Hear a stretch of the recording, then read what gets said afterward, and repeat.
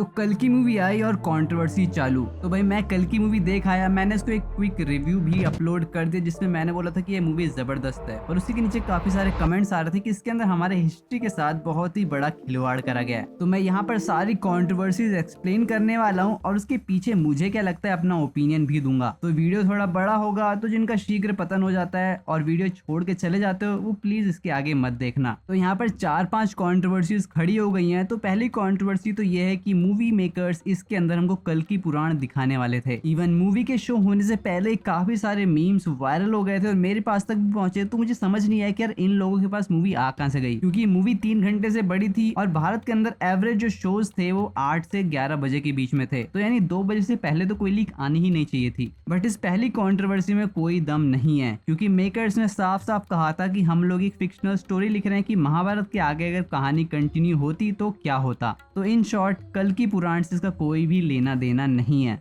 तो जो भी आपको स्टोरी देखने को मिल रही है फ्यूचर में क्या होने वाला है वो पर्सपेक्टिव है नाग अश्विन का। बट वहीं पर दूसरी कंट्रोवर्सी स्टार्ट होती है कि जो हमारे हिस्टोरिक हीरोज हैं उनको गलत दिखाया गया है। तो सबसे पहले हमारे कान्हा जी, देखिए आप इतना जानते हो कि कान्हा जी को पीताम्बर धारी बोला जाते हैं, फिर पीताम्बर पहनते हैं। पीताम्बर का सिंपल सा मतलब है पीला रंग। इवन ट्रेलर के अंदर भी यहाँ पर एक कैरेक्टर दिख रहा है जिसको सभी लोग बोल रहे थे कि यार ये भीम होंगे। मेरे को भी यही लग रहा था, या तो ये भीम होंगे या फिर कोई और महाभारत का योद्धा, पर कान्हा कहीं से नहीं लग रहे थे। बट वो कैरेक्टर था श्री कृष्ण जी का। और यहाँ पर ट्विस्ट ये है कि उनका फेस नहीं दिखाया गया है, बस उनकी बॉडी को ब्लैक दिखाया गया है और उनके कपड़ों को व्हाइट। अब आपको ये समझना पड़ेगा कि श्री कृष्ण जी को हर पार्ट में भारत के अलग अलग कपड़ों में अलग अलग तरह से देखा जाता है। बट यहाँ पर नाग अश्विन ने जो प्रेजेंट करा है वो करा है शांति का प्रतीक, क्योंकि श्री कृष्ण जी ने वॉर में पार्टिसिपेट करने से मना कर दिया था, यानी वो किसी भी तरह का शस्त्र नहीं उठाएंगे। तो यहाँ पर श्री कृष्ण जी को सफेद कपड़ा पहनाना नाग अश्विन की क्रिएटिव लिबर्टी है। बट अगर आप उसको क्रिटिसाइज करना चाहते हो तो बिल्कुल कर सकते हो, क्योंकि यहाँ पर आपका हक है। और अगर इस पॉइंट पे आप मेरा ओपिनियन मांगोगे तो हाँ, वहाँ पर उनको थोड़ा ज्यादा गोल्ड पहनाना चाहिए था, थोड़े कलरफुल कपड़े होते तो उनका कैरेक्टर और भी ज्यादा बिल्डअप करता। इवन मुझे जो बॉडी स्ट्रक्चर था और जो वॉइस थी वो भी मैच होते हुए नहीं दिखी। अब मे बी वो डबिंग का इशू हो सकता है, बट ये मेरी पर्सनल चॉइस है कि हाँ वो थोड़ा और अच्छा हो सकता था। बट जो अगली वाली कंट्रोवर्सी है वो कल की मूवी के लिए बहुत ही डेंजरस साबित हो सकती है और हो सकता है कि इसकी वजह से उसको बहुत ही बड़ा लॉस भी हो जाए। अब आप जानते होंगे कि कई लोग जो है ना कर्ण को बहुत ही ज्यादा ग्लोरीफाई करते हैं। उनको ये लगता है कि उसके साथ हमेशा ही बुरा हुआ है, बचपन में उसकी माँ ने त्याग दिया, पूरा जीवन अपनी गरीबी में बिताया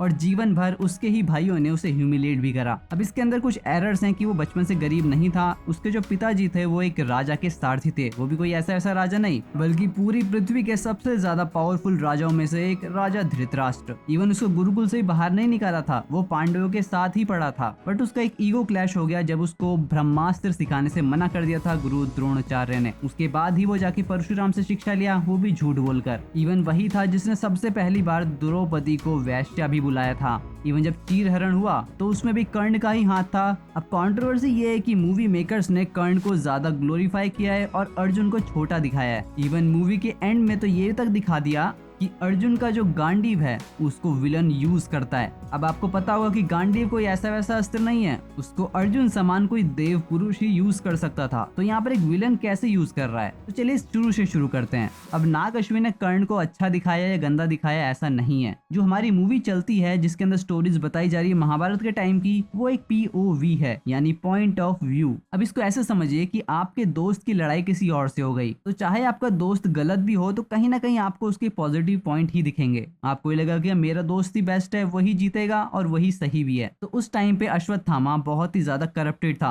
वो इतना करप्ट था अपने माइंड से कि वो एक नवजात बच्चे को मारने से पहले सोचता नहीं है, और इसी कारण उसको कर्ण में अच्छाई दिखती है क्योंकि वो उसकी तरफ से लड़ रहा था। इवन बचपन से ही अश्वत्थामा अर्जुन से जलता था क्योंकि उसके पिताश्री अर्जुन को ज्यादा प्रेम करते थे, क्योंकि वो कहीं ना कहीं उसको अपने आप से सुपीरियर मानता था। इवन अर्जुन को जब ब्रह्मास्त्र सिखाया गया तब भी वो क्रोधित हो गया कि उसके पिताजी उसको ब्रह्मास्त्र क्यों नहीं सिखा रहे। इवन उसके पिताजी ने भी बोला था कि तुम इसके लायक ही नहीं हो, बट फिर भी उसके पिता कहीं ना कहीं पुत्र मुंह में आके उसको ब्रह्मास्त्र सिखा दिया, जिसको वो वॉर के एंड में कंट्रोल भी नहीं कर पाया था। तो जिनको भी लग रहा है कि नाग अश्विन चाहते हैं कि कर्ण को ज्यादा पावरफुल दिखाएं, ऐसा नहीं है। तो अगर आपने मूवी देखी होगी तो आपको पता होगा कि हाँ भाई कर्ण को अच्छे से दिखाया, उसकी जो शक्तियां हैं उसको भी अच्छे से दिखाया गया है। अभी इतना इसलिए दिखाया क्योंकि यार कुछ ना कुछ तो उसमें भी अच्छाई थी। इवन मैं सच बोलूं तो काफी ज्यादा अच्छा योद्धा था वो। अगर उसे भी कुंती माता का स्नेह मिला होता, बचपन से ही उसको अच्छे संस्कार मिले होते, तो हो सकता है कि वो भी एक बहुत ही ज्यादा अच्छा योद्धा बनता, इवन उससे भी ज्यादा एक अच्छा मनुष्य बनता। पर कहीं ना कहीं उसकी लाइफ ट्रेजिक रही, इसकी वजह से हमको कर्ण का वो स्वरूप देखने को मिला जो कि हम महाभारत में जानते हैं। अब कर्ण अच्छा है या बुरा, ये हमको तब पता चलेगा जब हमको नाग अश्विन का सेकंड पार्ट देखने को मिलेगा। इवन अगर आपने ये वाली मूवी ध्यान से देखी होगी तो स्टार्टिंग के अंदर हमको दिखता है कि कर्ण का रथ का टायर इसमें फंस गया है और उसके सर पर तीर लगने ही वाला है। अब वो क्यों लगा था ये तो सबको पता है कि उसको कई सारे श्राप मिले थे उसके कर्मों के ही कारण। तो जिनको भी लग रहा है कि कर्ण को ज्यादा ग्लोरीफाई किया जा रहा है, आपको वेट करना पड़ेगा पार्ट 2 का, क्योंकि उसके अंदर को पता चलेगा कि कैसे जो कर्ण था उसका कैरेक्टर कैसे डेवलप हुआ था और वो क्यों गलत है। और जैसे इस मूवी के अंदर एक तरह से अश्वत्थामा का रिडेम्पशन आर्क है कि उसको भी अपने कर्मों को सुधारने का मौका मिलेगा एक जीव की रक्षा करके, वैसे ही कर्ण का जो कैरेक्टर हमारा प्रभास प्ले कर रहा है उसको भी एक मौका मिलेगा कि कैसे वो भी अपना रिडेम्पशन कर सके। अब रिडेम्पशन आप किसके लिए करते हो? जब आप कुछ गलती कर देते हो। तो अगर आप गलती करते हो तो आप गलत कैरेक्टर हो। तो ये वीडियो हमेशा यही रहने वाली है। जब पार्ट 2 आएगा तब आपको देखने को मिलेगा कि कैसे कर्ण ने जो गलतियां करी थी उसका पश्चाताप उसको करना पड़ेगा। इवन अगर आप प्रभास को कर्ण भी मानते हो तो आपने देखा हो कि स्टार्टिंग से लेकर एंड तक उसने सिर्फ अपने बारे में सोचा। इवन स्टार्टिंग में ही उसने अपने गुरु को भी पकड़वा दिया था। पैसे के लिए वो कितना गिर सकता है आप जानते हो। अब इसी के बाद तीसरी कंट्रोवर्सी है कि इसके अंदर हिंदू बहुत ही कम दिखाए गए हैं। अगर आपने मूवी देखी होगी तो वहाँ पे जो शंभाला का सीन है वहाँ पर सिख है, बुद्धिस्ट है, इवन अफ्रीकन भी है, इवन वहाँ पर अंग्रेज क्रिश्चियन भी है, बट वहाँ पर हिंदू बहुत ही कम दिखाए गए हैं। तो वैसे तो सीन काफी जल्दी निकल जाता है, बट जब मैंने घर पे आके उस सीन को दोबारा देखा पॉज कर करके तो देखिए मेरे को साधु देखने को मिले। हाँ कम मिले बट मिले। अब कलयुग की बात मेन यही है कि यहाँ पर धर्म का विनाश हो जाएगा और धर्म है कौन? सनातन धर्म, और बाकी पंथ हैं। इसी वजह से पंथ की संख्या वहाँ पर ज्यादा है और जो धार्मिक लोग हैं, जो हिंदू है, जो सनातनी है, वो कम है। बट फिर भी ये वही पॉइंट है जहाँ पर अगर आप क्रिटिसाइज करना चाहते हो तो बिल्कुल कर सकते हो, क्योंकि ये एक वैलिड पॉइंट हो सकता है। अब कल की मूवी की सबसे ज्यादा मेन कंट्रोवर्सी जिसके अंदर मुझे लगता है कि भाई नाग अश्विन गलत है। अब सर्वश्रेष्ठ धनुधर अर्जुन के बारे में अगर आप जानते हो तो उनके गांडीव के बारे में भी जानते होगे। अब गांडीव को स्वयं ब्रह्मा जी ने बनाया था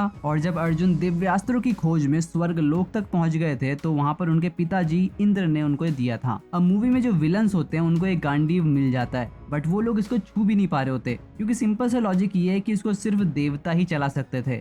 और अगर मैं और संक्षेप में बताऊं तो इवन जिसने ट्रांसफर करा है, फॉर एग्जांपल अगर इंद्र ने अर्जुन को दिया है तो इसको सिर्फ अर्जुन ही उठा सकते थे या फिर चला सकते थे। अब शायद से इसको सुन के आपको सीता माता के स्वयंवर की याद आ गई होगी या फिर थॉर के म्योल्नीर की, तो ये कुछ उसी तरह से काम करता है। तो नाग अश्विन के फिक्शनल यूनिवर्स के अंदर जब कली के पास एक बूंद खून आ जाता है स्वयं भगवान कल्कि का, तब पहले तो बहुत ही ज्यादा शक्तिशाली हो जाता है और वो जाके उस गांडीव धनुष को उठा लेता है। तो जहां तक मुझे समझ में आया कि पूरी तरह से क्रिएटिव लिबर्टी है और ये दिखाने का तरीका है कि कैसे स्वयं कल्कि भगवान की सिर्फ एक बूंद खून से वो इतना ज्यादा शक्तिशाली हो गया है, तो स्वयं कल्कि भगवान कितना ज्यादा शक्तिशाली होंगे। और इसी डर के कारण अब वो जाएगा अगले पार्ट में और सीधे स्वयं अटैक करेगा। अब मैं अपना ओपिनियन दूं तो यहाँ पर मेरे को चीजें गलत नहीं लगी, क्योंकि अगर हम लोग ऐसा हिंदू समाज अपने आप को लिबरल मानते हैं और कोई कोशिश कर रहा है कि इस पूरे हमारे धार्मिक यूनिवर्स को एक मूवी के अंदर एक फिक्शनल फॉर्म में कन्वर्ट कर सके, तो कुछ ना कुछ वो एक्स्ट्रा कर डालेगा ही। और उसके अंदर किसी भी तरह से हमको छोटा दिखाने की या फिर हमारे योद्धाओं को नीचा दिखाने की कोशिश नहीं करी गई है।